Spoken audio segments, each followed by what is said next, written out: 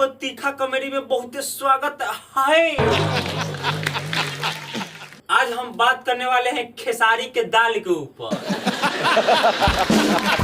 खेसारी जी भैंस चढ़ा के सुपर स्टार बन गए तो हम तो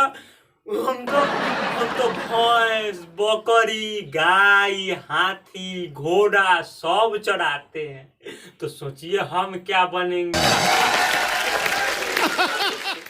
हो सकता है हम प्रधानमंत्री बन जाए।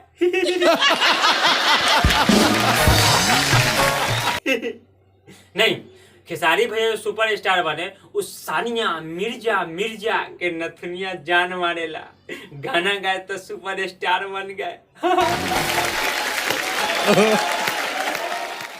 भोजपुरी में कुछ लोग पूछते हैं कि भोजपुरी का मतलब क्या होता है, तो भोजपुरी का मतलब यह होता है भौजी के साथ पूरी खाना, इसी को बोलते हैं भोजपुरी। हाय भोजपुरी को सब बोलते हैं अश्लीलता फैला हुआ है। तो ये बताइए हमको कि बॉलीवुड में कौन सा अश्लीलता फैला हुआ नहीं है।